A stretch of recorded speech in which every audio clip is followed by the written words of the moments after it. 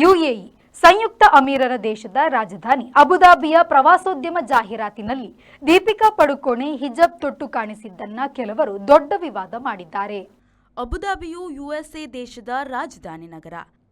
ಆ ನಗರದ ಪ್ರವಾಸೋದ್ಯಮದ ಜಾಹೀರಾತು ಎಂದಮೇಲೆ ಮುಸ್ಲಿಂ ಉಡುಗೆ ತೊಡುಗೆ ಸಾಮಾನ್ಯ ವಿಚಾರ.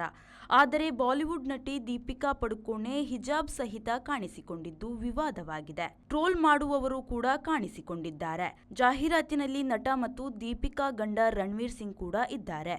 ಅವರು ಕೂಡ ಪಕ್ಕಾ ಮುಸ್ಲಿಂನಂತೆ ಕಾಣಿಸಿಕೊಂಡಿದ್ದಾರೆ. ದೀಪಿಕಾ ತಮ್ಮ ಇನ್ಸ್ಟಾಗ್ರಾಂ ಖಾತೆಯಲ್ಲಿ ಜಾಹೀರಾತನ್ನು ಹಂಚಿಕೊಂಡಿದ್ದಾರೆ. ಬೆನ್ನಿಗೆ ವಿವಾದ ಮತ್ತು ಟ್ರೋಲ್ ಭುಗಿಲೆದ್ದಿದೆ.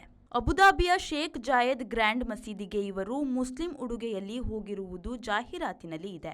ಮುಖ್ಯವಾಗಿ ದೀಪಿಕಾ ಕೆಂಪು ಹಿಜಾಬ್ ಬಟ್ಟೆಯು ಟ್ರೋಲ್ ಪರನ್ನು ಮತ್ತು ವಿವಾದ ಪರನ್ನು ಹುಟ್ಟಿಸಿದೆ. ಅದೇ ವೇಳೆ ದೀಪಿಕಾರನ್ನು ಸಾಕಷ್ಟು ಮಂದಿ ಬೆಂಬಲಿಸಿದ್ದಾರೆ. 2015ರಲ್ಲಿ ದೀಪಿಕಾರು ನನ್ನ ಉಡುಗೆ ನನ್ನ ಊಟ ನನ್ನ ಇಷ್ಟಗಳು ಎಂದು ಸುದ್ದಿಯಾಗಿದ್ದರು. ಆಗಲೂ ಹಲವರು ಅವರನ್ನು ಕೆಣಕಿದ್ದರು.